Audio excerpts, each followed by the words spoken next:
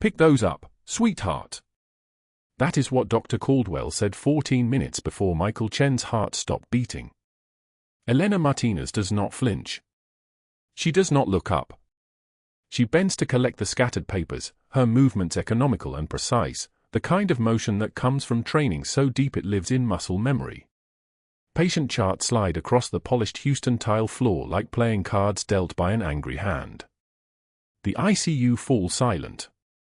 Fluorescent lights hum overhead with the mechanical persistence of insects trapped in glass.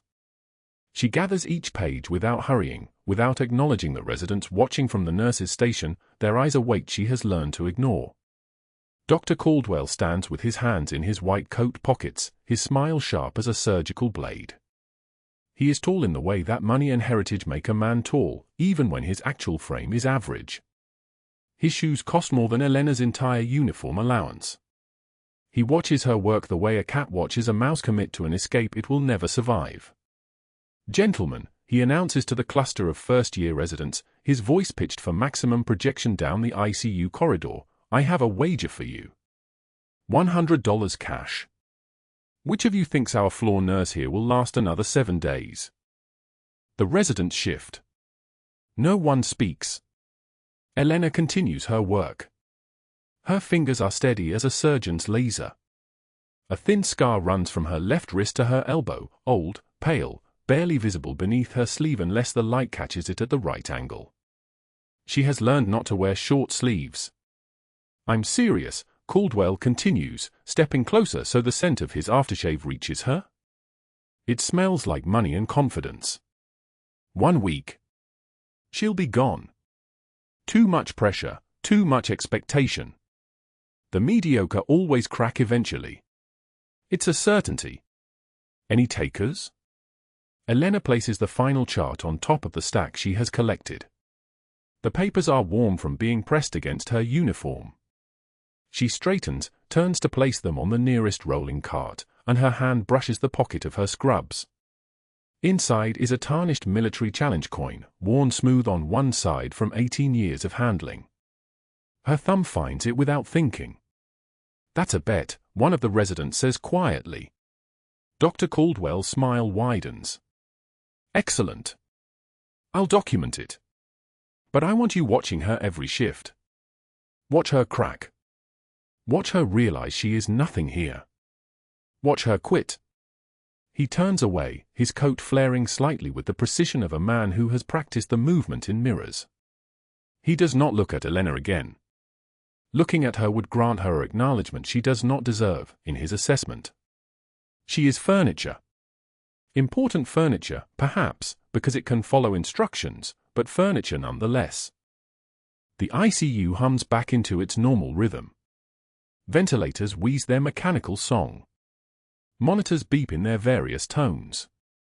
Elena moves to room 407. Michael Chen lies motionless beneath a cotton blanket, his 8-year-old body smaller than it should be, as if paralysis has somehow reduced his physical volume. His legs have not moved in 14 months. The spinal compression at T5, the neurologists say, is too delicate for intervention. The experimental protocols exist, yes, but they are untested on pediatric patients. The liability is impossible. The conversation stops there. Elena checks his foresight, 14-gauge catheter, patent and clean. She adjusts the flow rate on his pain medication.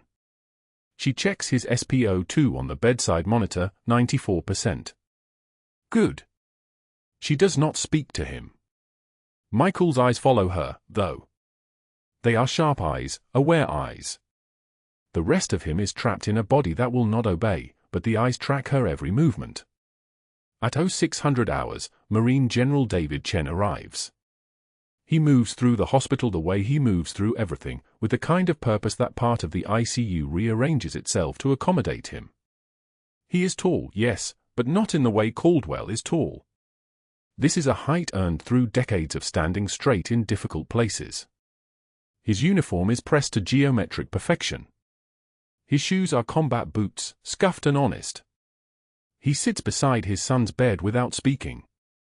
Elena has been a nurse for 23 years. She has worked in 12 different hospitals across 4 states. She has sat beside enough dying patients to understand the weight of parental love, that specific gravity that can crush a man or elevate him to something larger than himself. General Chen sits in the metal hospital chair beside his son's bed, and his hand holds Michael's hand, and his jaw moves once as he processes the fact that his child's fingers cannot squeeze back. Elena has a son too. Had one. Past tense now, though the words still do not come easily.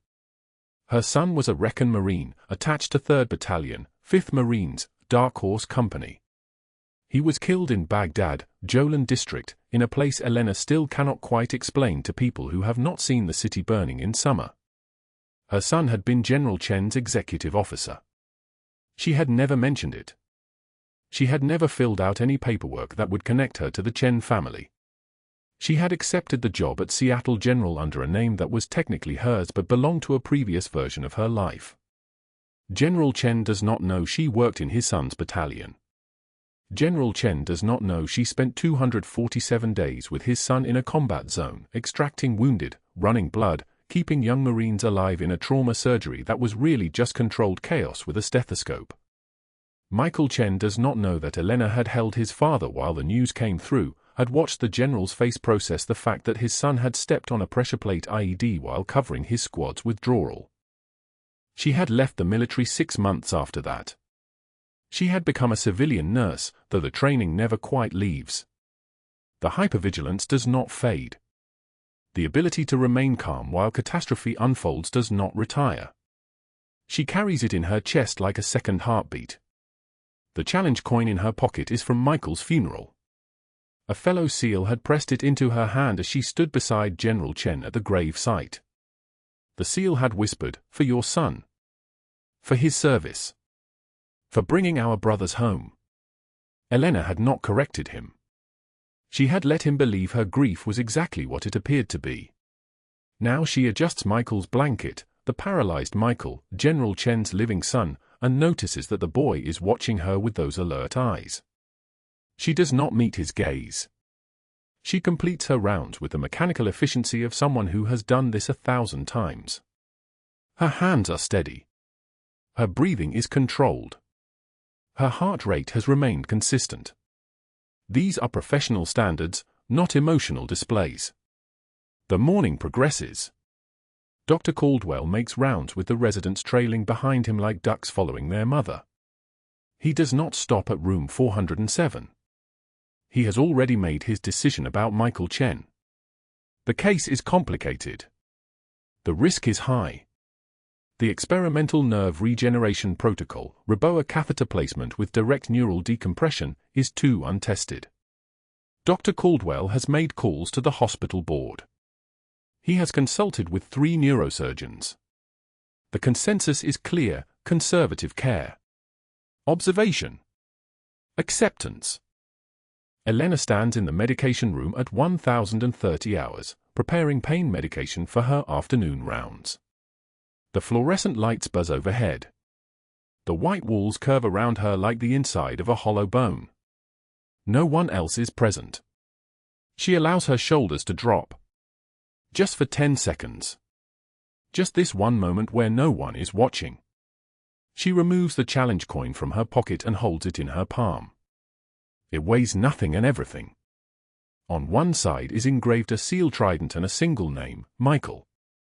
On the other side is a date, the date he died. The coin is tarnished silver, the kind of object that looks worthless to anyone who does not understand its code.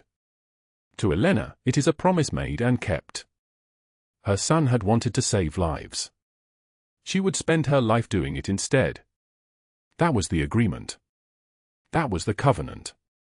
The medication room door opens.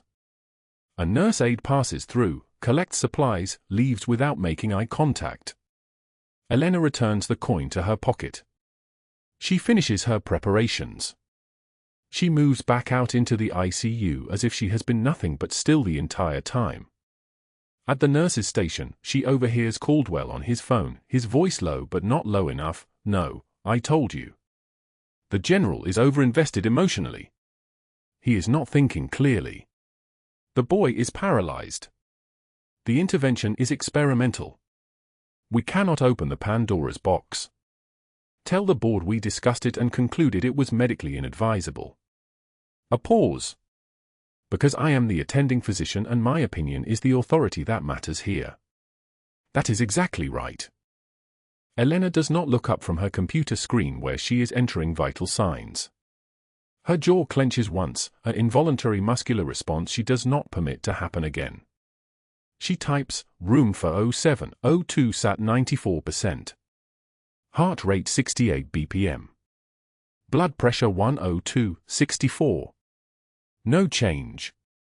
But that wasn't the worst part. The worst part was that she knew, already, what Caldwell had just confirmed: Michael Chen would not receive the procedure. General Chen would accept this. Parents always did, eventually. They learn to grieve the living. Elena had done that once before. She knew the mathematics of it. She knew the shape of that particular pain. She knew also that somewhere between this moment and midnight, she would make a decision that would end her nursing career at Seattle General and begin something else entirely. She had not made it conscious yet. But her hands knew. Her hands had always known what to do in impossible situations. They were trained in a language Caldwell could not read. The nurse's station hummed with the early morning rhythm of rounds, monitors beeping in steady intervals like a mechanical heartbeat, when Dr. Caldwell arrived with 4 residents trailing behind him like remoras following a shark. His white coat was pressed sharp enough to draw blood. Elena was reviewing Michael Chen's overnight labs when his shadow fell across her workstation, the fluorescent lights reflecting off his gold wedding band as he dropped a patient chart in front of her. Nurse Martinez, I see you've been documenting concerns about Michael Chen's treatment plan. His voice carried the tone of a man accustomed to absolute obedience. He held up her handwritten notation about the experimental nerve regeneration protocol, reading it aloud as if translating a confession. Tell me, where did you complete your neurosurgery residency? The residents shifted their weight, anticipating entertainment. One of them, a third year named Patterson, actually smiled. Elena's hands remained steady on the keyboard, her eyes still on the monitor displaying Michael's vitals. I haven't, doctor. The answer was flat, unremarkable, the kind of response a competent floor nurse would give when acknowledging her place in the hierarchy. Caldwell leaned forward, his breathing audible now, his jaw tightening at her composure. He'd expected something different, a stammer, perhaps, or defensive anger. Instead, Elena simply turned to face him, her expression as blank as a hospital wall. Then pick those up, sweetheart, and leave the medical decisions to people with actual degrees. Caldwell swung the chart in a wide arc and drove it against her chest like a shield strike. Papers exploded outward in a white constellation, scattering across the polished floor of the ICU. Some landed in puddles of disinfectant. Others caught on the wheels of an empty stretcher. The sound, sharp, violent, unmistakable, echoed through the unit. Several nurses looked up. A respiratory therapist stopped mid-conversation. But Elena didn't flinch. She didn't gasp. Her hand simply released the keyboard and moved to her lap with the controlled precision of someone who'd done hard things in harder places. She bent at the knees, not the waist, each movement economical and unhurried. Her scrubs were already stained with coffee from earlier, and now they collected the grit of the floor as she knelt to retrieve the scattered charts. A piece of paper stuck to her wet fingers. She peeled it away and stacked it with the others. Around her, the ICU continued its work, ventilators wheezed, alarms beeped, the code cart sat ready in its corner like a sleeping guardian, but everyone was watching now. Caldwell stood above her, his posture expansive, his voice loud enough for the entire unit to hear. I'll bet anyone here $50 this overconfident floor nurse quits within a week. She clearly doesn't understand her place. 2 residents laughed openly. The sound was sharp and brittle, the kind of laughter that required permission from above to exist. Caldwell basked in it, his shoulders relaxing slightly, satisfied that he'd drawn first blood. Elena stood with the reassembled chart, every page in order despite the chaos, and returned to her station without a word. Her jaw had clenched once, barely perceptible, the kind of muscular contraction that took years of discipline to master, but her face remained a perfect blank slate. That afternoon, the cafeteria was crowded with the post-lunch crowd, a mix of residents, nurses, janitorial staff, and a few visiting family members who'd come to sit with dying relatives in the floors above. Elena sat alone at a corner table reviewing Michael's overnight labs on a tablet, her own lunch pushed to the side, a salad she hadn't touched. The fluorescent lights buzzed overhead with the sound of 1,000 tired insects. She was reading the spinal cord imaging again, the same images that had been troubling her for 3 days, when Caldwell entered from the main corridor. He moved through the cafeteria like a man moving through conquered territory, his briefcase swinging at his side with the casual arrogance of someone who'd never encountered real resistance. Elena didn't see him coming. She heard his approach only as a rhythm, footsteps, the creak of his leather shoes against the tile, the whisper of his coat fabric. Then Caldwell's briefcase rose and fell in a perfect arc, catching the corner of her tray with surgical precision. Coffee splashed upward, the plastic cup tumbling in slow motion, its contents spreading across her lap like a dark stain. The plate of salad followed, lettuce scattering across the tile floor. His briefcase didn't slow. He didn't break stride. He didn't even turn his head to acknowledge what he'd done. He simply walked on, disappearing through the corridor to the elevators, leaving a perfect absence of accountability. The cafeteria went silent. The kind of silence that has weight. Elena sat motionless for 3 seconds, her scrubs darkening where the coffee had soaked through, the warmth of it seeping into her thighs. Around her, nearly 20 staff members watched to see how a floor nurse would respond to such deliberate, public humiliation. Would she cry? Would she rage? Would she follow him? The silence stretched like a live wire. Then Elena's jaw clenched once, barely perceptible, the tremor not fear but restraint, and she reached for the napkins from the dispenser.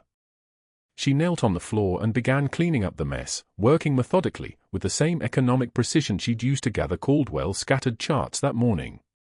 She moved through the spilled coffee methodically, blotting it with brown paper towels, scooping the salad into a small pile, leaving the floor clean enough that no one would slip. The challenge coin in her scrub pocket pressed against her ribs with each movement, a cold reminder of a different life, a different version of herself, one who'd extracted wounded Marines under sustained fire in Baghdad, one who'd been called Al-Shifa by men who owed her their lives. That version of Elena didn't kneel on cafeteria floors. That version gave orders that were obeyed instantly. That version carried scars that told stories of impossible choices and survival against mathematics that said survival wasn't possible. But this version, the one in the stained scrubs, the one who cleaned up after arrogant doctors, this version kept her face blank and her hand steady and her identity buried so deep that even her own medical record listed her as nothing more remarkable than a mid-career floor nurse. She needed to be invisible. She needed to be forgettable.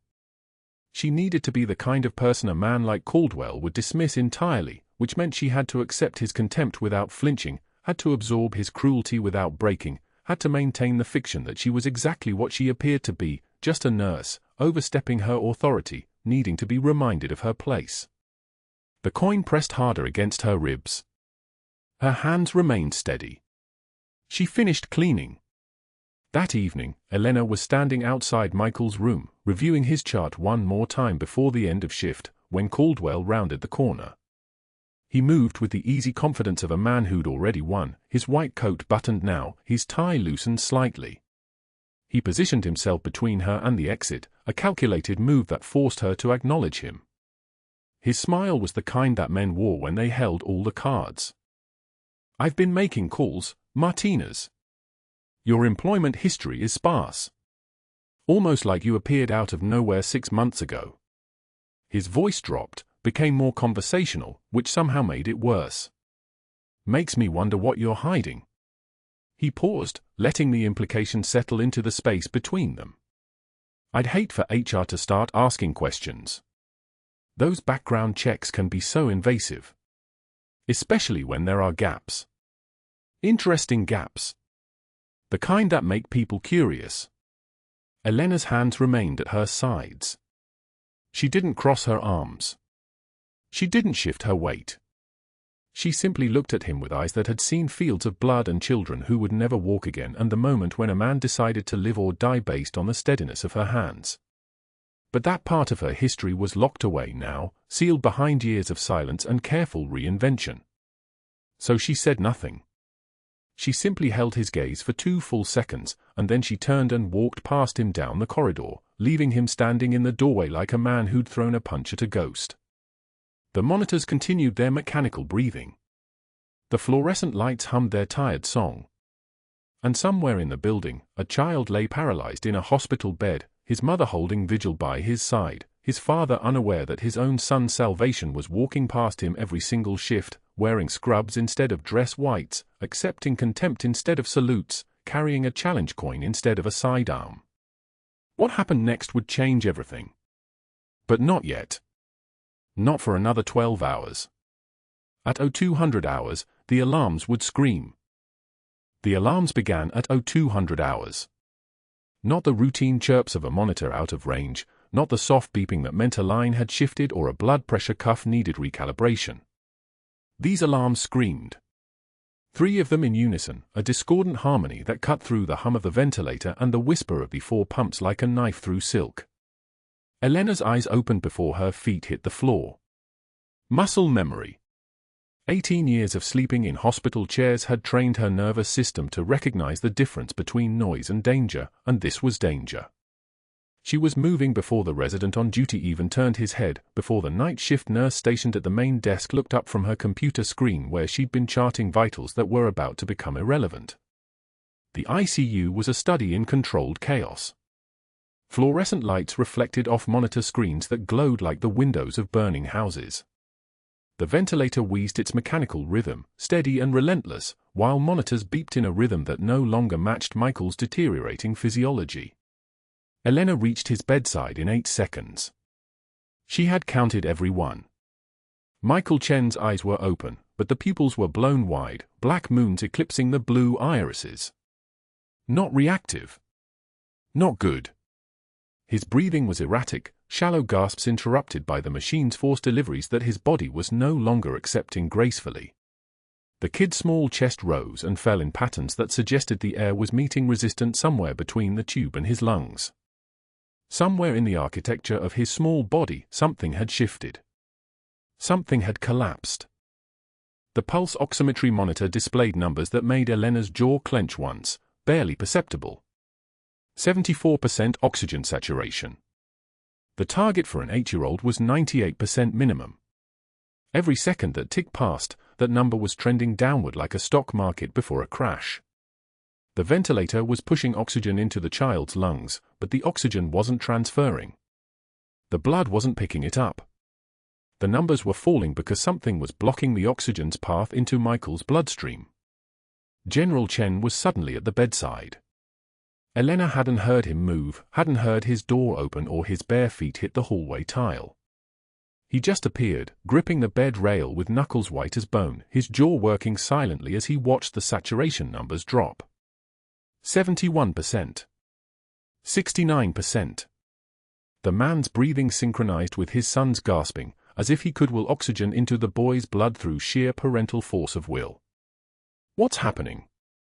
General Chen's voice carried the weight of command, but underneath it was something Elena had learned to recognize in the ICU, the sound of a man realizing that rank and authority and years of military leadership meant absolutely nothing when his child was dying. The resident, a thin man named Patterson whose hands were already shaking, started to speak but Elena cut him off. Spinal hematoma. Her voice was quiet, almost conversational. The swelling compressed a nerve. That's why he couldn't move before. Now the pressure's blocking the brainstem. Cutting off his breathing reflex. She was reading the monitor, reading the boy's body, reading the clinical mathematics of collapse. He's got maybe 30 minutes before his core systems start shutting down. The numbers fell. 67%. The alarm continued its mechanical screaming, indifferent to the child's suffering or his father's desperation. Elena had learned long ago that machines don't care. They report data. They don't judge. They don't hesitate. The heart monitor showed Michael's rate climbing, Tachycardia, the body's last desperate attempt to compensate for oxygen deprivation. 142 beats per minute. 144. 146. Dr. Caldwell arrived at minute 7 of the crisis, still wearing the same expression he'd worn in the cafeteria that afternoon. Untouchable.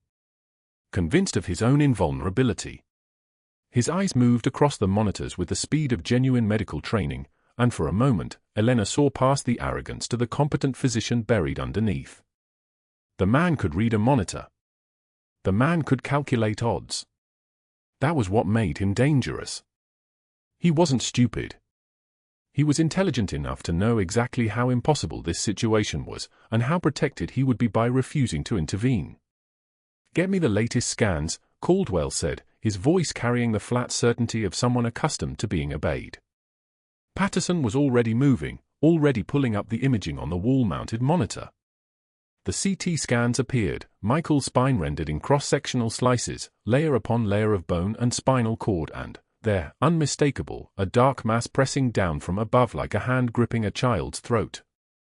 Caldwell's eyes moved from the scan to the boy to the monitor. Back to the scan. The calculations happening behind his eyes were visible if you knew how to look. Surgical risk. Procedural complexity. Liability exposure. The three variables that determined every decision in modern medicine, regardless of what oath they'd taken 30 years ago when they swore to save lives. "We continue conservative management," Caldwell said finally. "Wait for the swelling to reduce naturally. Surgery at this stage is too risky. Spinal cord damage could be permanent. Infection rates with emergency thoracic intervention." "He'll be dead in 30 minutes, Elena said. She was still watching the monitors. 63%. The numbers had stopped falling momentarily, hovering in that death zone where organ systems begin their cascade shutdown. The cord's already being crushed. Conservative management is waiting for him to asphyxiate. The room went absolutely silent. Rubber gloves snapped somewhere in the hallway, mundane, ordinary, completely incompatible with the magnitude of what was happening in this corner of the ICU. General Chen's grip tightened on the bed rail. The man's knuckles were bleeding now, small crescents where his fingernails had broken through his own skin, and he didn't seem to notice. Caldwell's face reddened like a pressure gauge approaching the red zone. "You want to play doctor?" His voice had dropped several registers, become something slower and more deliberate. Dangerous in the way that calm can be dangerous, the calmness of someone activated. "Patterson, get her out of this unit. Now. She's reassigned effective immediately. Call security." He was already pulling his phone from his coat pocket, already scrolling through contacts with his thumb. "I'm calling the hospital board. I'm also calling the Texas Nursing Licensure Board to have them review her credentials. Her background check." He said the last part while staring directly at Elena, and she understood in that moment that he'd already made calls, already set wheels in motion. This wasn't improvisation. This was the activation of contingencies he'd been preparing since the moment she'd questioned his clinical judgment 3 days ago. Elena could feel General Chen's eyes on her. She could feel the weight of his desperation-like pressure against her ribs. Michael's saturation dropped another point. 62%. The boy's fingers were turning grey now, the kind of grey that meant the blood was too oxygen-poor to hold its red color. Cyanosis. The visible sign that the boy's blood was poisoned with carbon dioxide, that his organs were suffocating while oxygen passed through his lungs without being absorbed. Caldwell was still talking, still setting his traps. "You're reassigned off this floor. You're on administrative leave pending investigation. You're restricted from patient contact.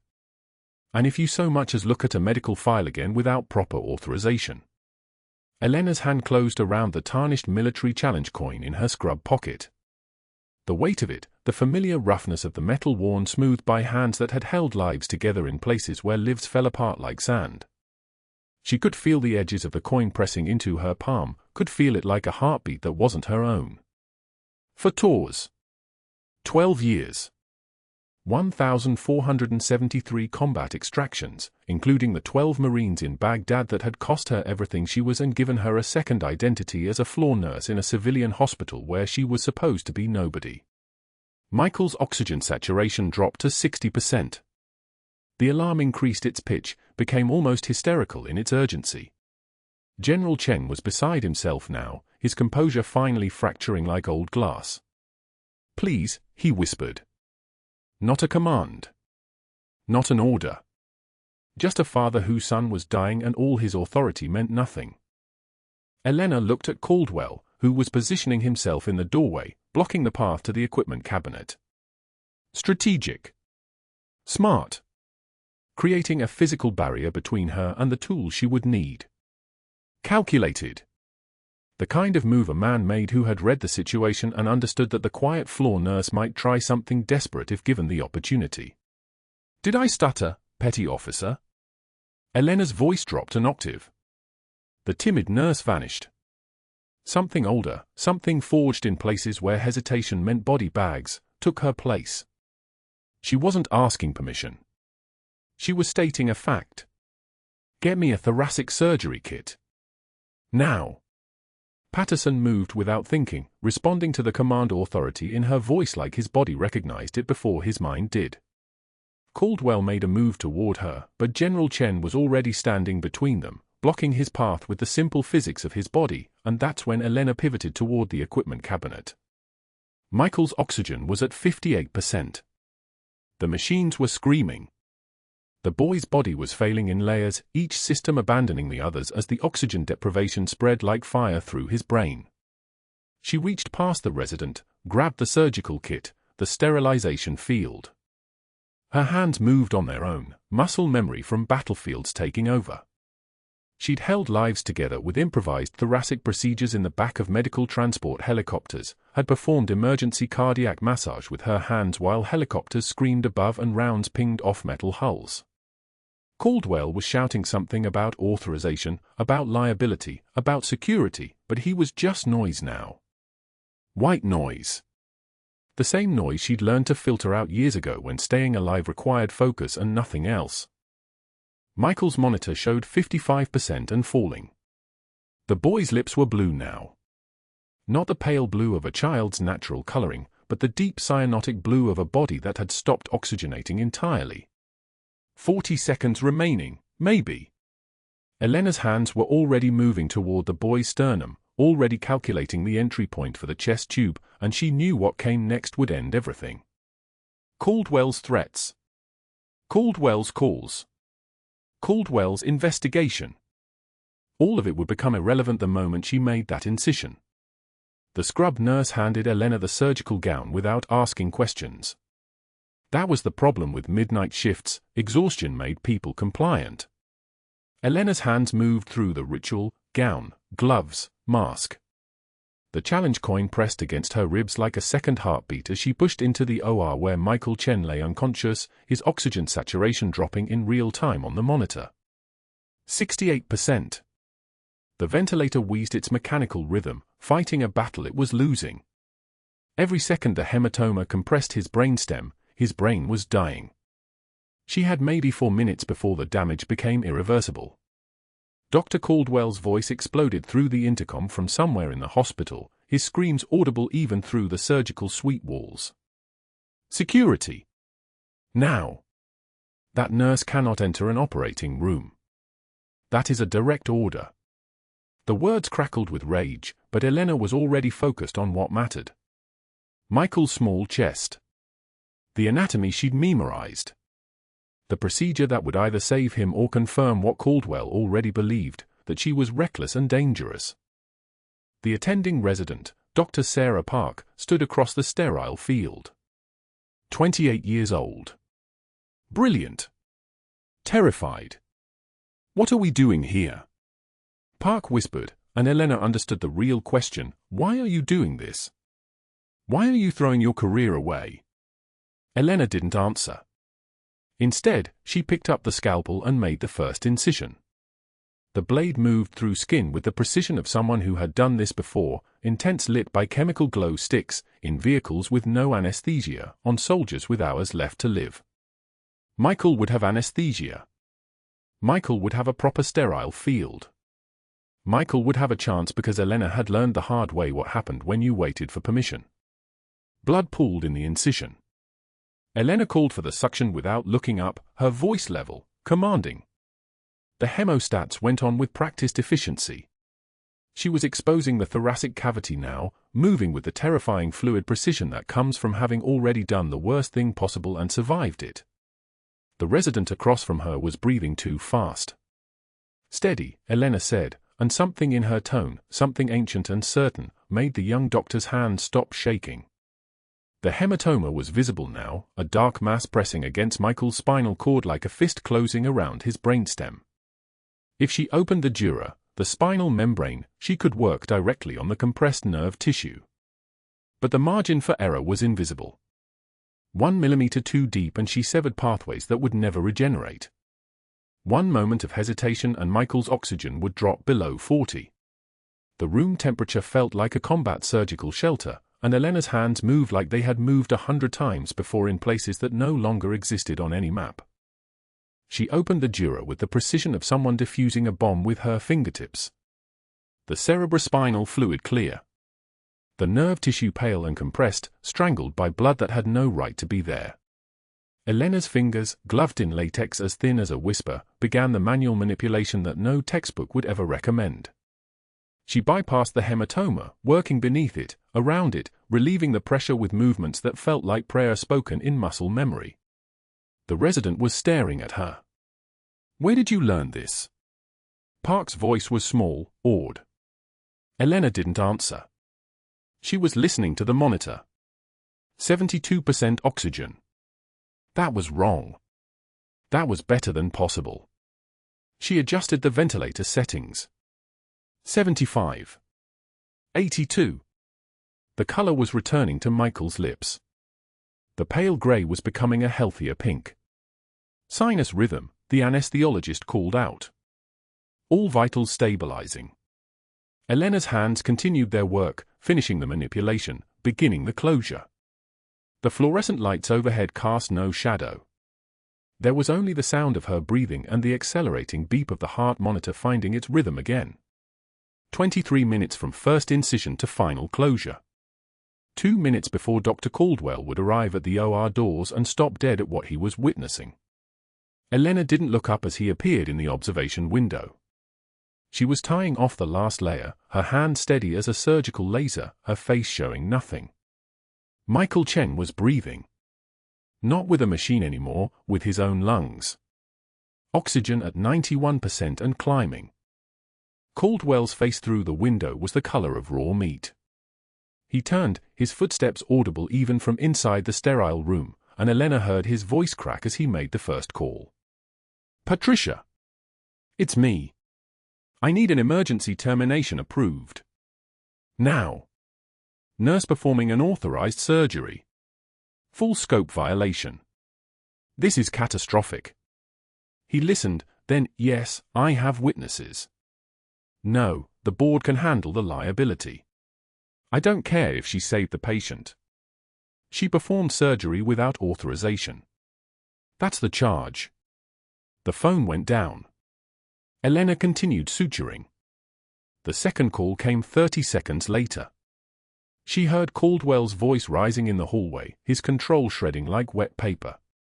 "Texas Nursing Board. This is Dr. Marcus Caldwell at Seattle General.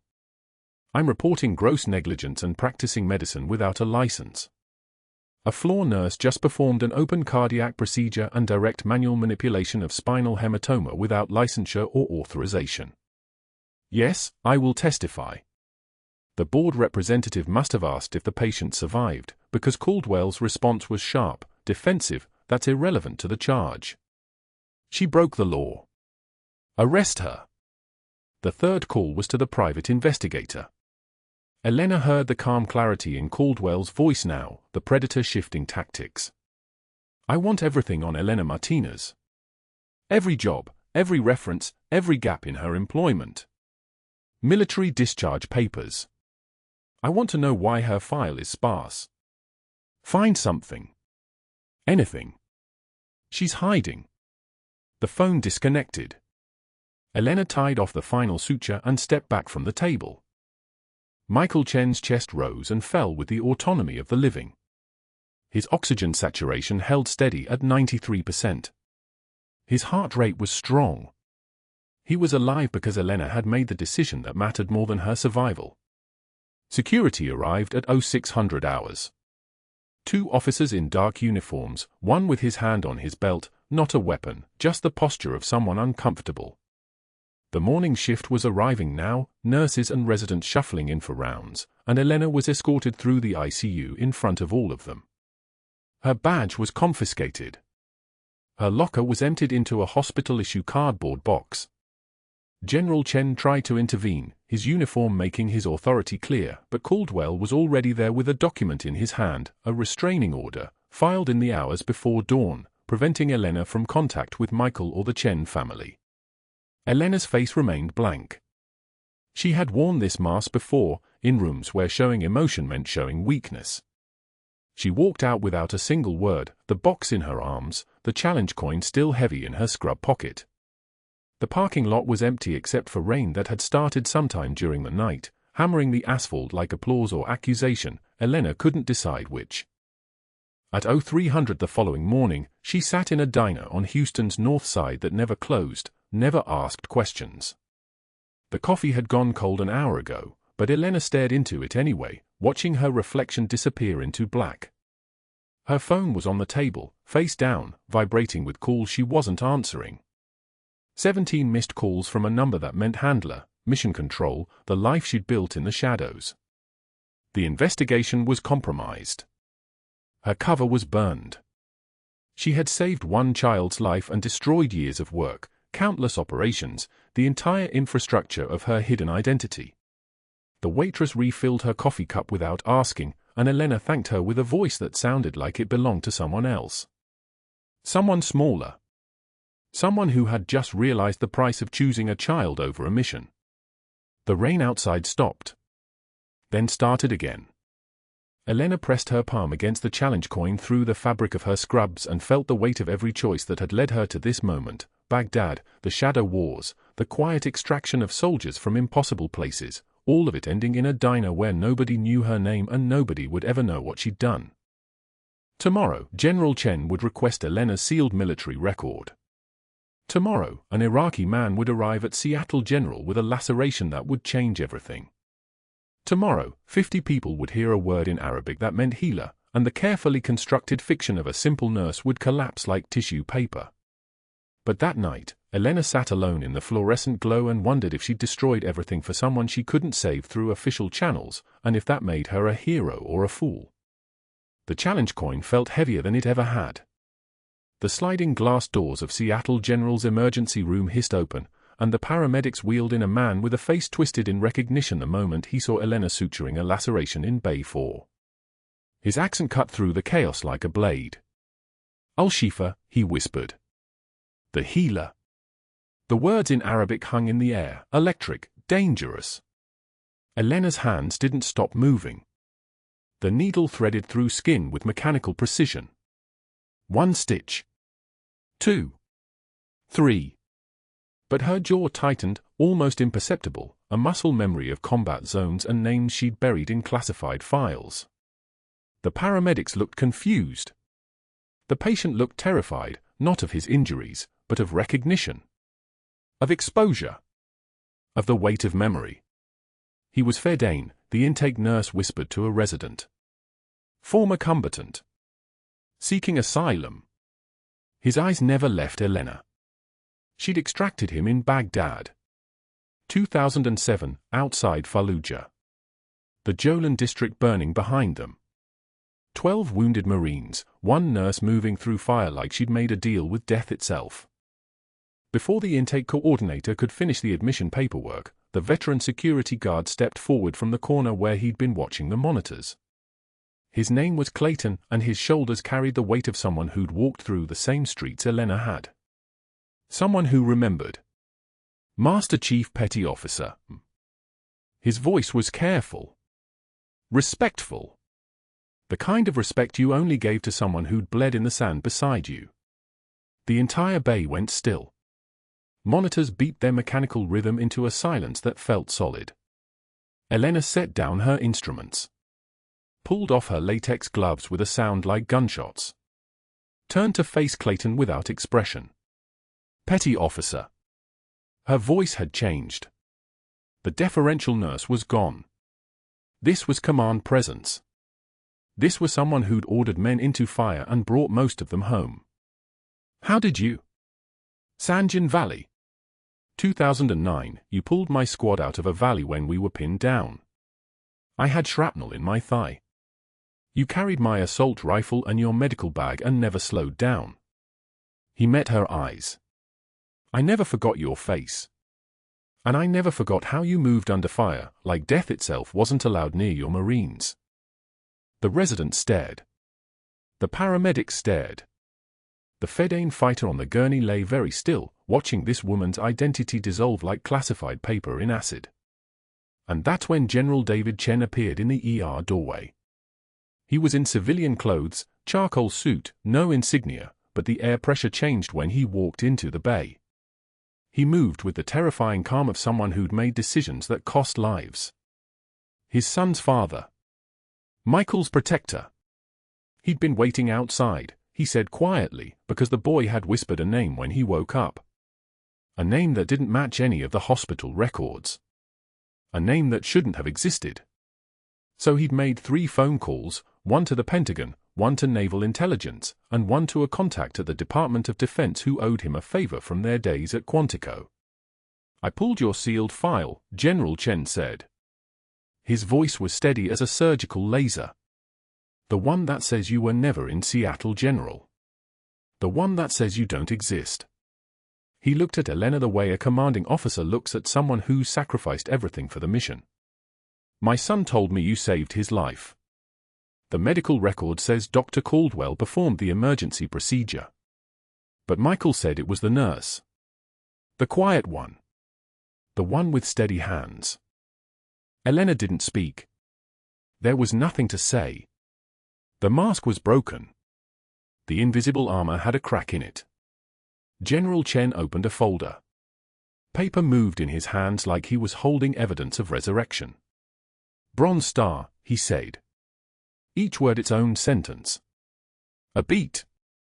Recognition. Silver Star. Another silver star. 2 purple hearts. He paused, and the room held its breath.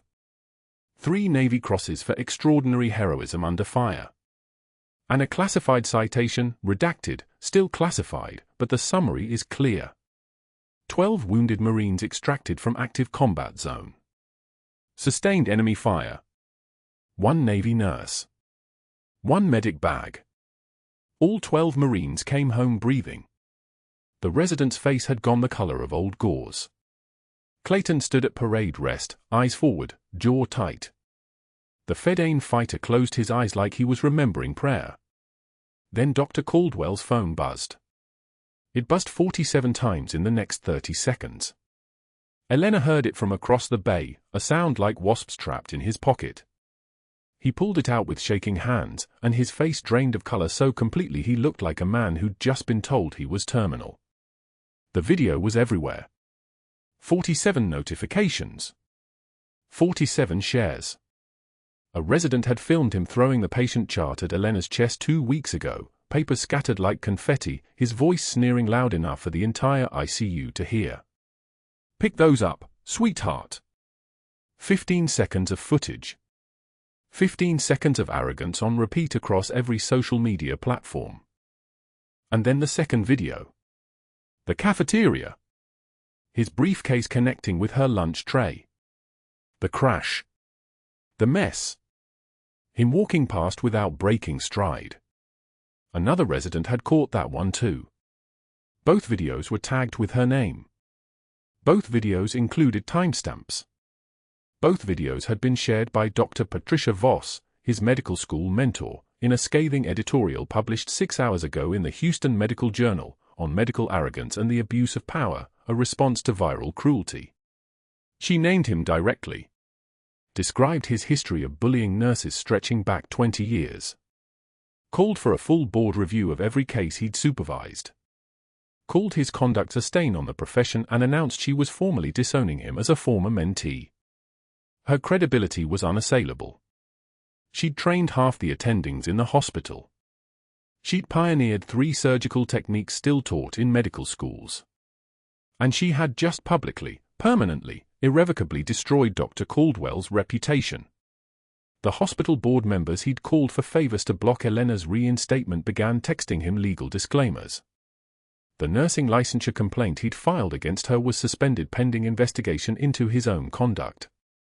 His private investigator's report, the one exposing her sparse employment history, landed on his phone with a cover letter from Naval Intelligence explaining that Ms. Martinez's background was classified for an active federal investigation, and any further inquiry constituted obstruction of justice. The malpractice ring Elena had been investigating from inside Seattle General, the one connected to pharmaceutical diversion and suspicious patient outcomes, suddenly had a name attached to every incriminating invoice. Dr. Caldwell's name appeared on 13 of them. By day 2, he was on administrative leave. By day 3, 3 nurses had filed formal complaints describing years of verbal abuse, intimidation, and retaliation. A resident admitted under questioning that Caldwell had pressured him to falsify patient notes to cover medication errors. By day 5, the hospital board placed him on full suspension pending criminal investigation into the malpractice ring. The DEA was asking questions about pharmaceutical orders signed with his credentials for quantities that didn't match patient census. Dr. Patricia Voss appeared on the local news, her silver hair perfectly composed, her voice steady with the kind of disappointment that destroys harder than anger ever could. "I trained Dr. Caldwell 20 years ago," she said to the camera. "I taught him medicine. But I failed to teach him humanity. I disown his actions completely. This is not the physician I trained. This is not the man I knew. And I take responsibility for not recognizing the cruelty that hid beneath his credentials." By week 1, Caldwell's medical license was suspended pending review. His wife filed for separation. His country club membership was revoked. The morning he arrived at his office, movers were already there, boxing his belongings into brown cardboard like he was already erased. His hand shook as he tried to grip his coffee cup. The coffee spilled across his shirt. He didn't change it. 6 months later, Elena stood in dress whites in the main auditorium at Seattle General. The uniform was pressed. The insignia was polished. The 4th Navy Cross hung heavy against her chest as General Chen approached with steady hands and ceremony in every movement. The entire hospital staff lined the walls, nurses, residents, attendings, custodial staff, security. 23 of them had suffered under Caldwell's cruelty for years. 23 of them now watched as the woman they'd thought was just a floor nurse received decoration from the Marine Corps itself. General Chen pinned the medal to her chest. For extraordinary heroism in saving a child. For protecting a mission at personal cost. For reminding this hospital that true courage is quiet and true strength is often invisible. Michael Chen sat in his wheelchair in the front row. His legs were still immobilized in the recovery braces, still healing, but something had changed in his body. Something in his spinal cord was waking up. The surgeons couldn't fully explain the progress, faster than medical literature suggested, deeper nerve regeneration than expected, but Elena knew. It was the difference between hands that just performed procedures and hands that had held wounded Marines in the dark, hands that knew exactly where death waited and exactly how to steal people back from it.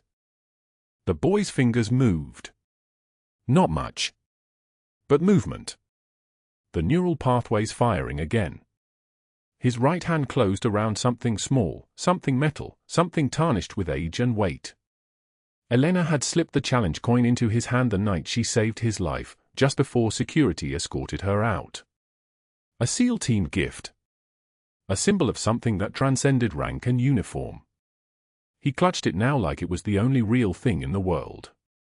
Across town, in a community college gymnasium that smelled of rubber and industrial cleaner, Dr. Caldwell stood in front of 14 students, all of them half his age, all of them checking their phones while he attempted to explain the mechanics of chest compressions on a training dummy. His hands shook as he pushed down on the plastic sternum. His voice cracked when he tried to count out the rhythm. A former colleague passed the open gymnasium door, saw him, and kept walking without stopping. The silence was so thick you could hear the fluorescent lights hum. Elena visited the memorial wall in Seattle General's lobby that evening, still in dress whites, still wearing the weight of 4 Navy crosses and the knowledge of every life she'd saved in the dark. A new plaque had been installed beneath the names of the fallen, the ones who'd walked into fire and never come back. It read simply, "In honor of those who serve in silence." She touched it once. Then she walked back to the ICU for her night shift, just another nurse in scrubs, invisible again, exactly where she needed to be. The challenge coin hung heavy in her pocket. The mission was never really over. It just changed shape. If you've ever underestimated the quiet person in the room, I want to hear about it. Comment below. And if you believe strength is what you do when nobody's watching, subscribe for more stories like this one.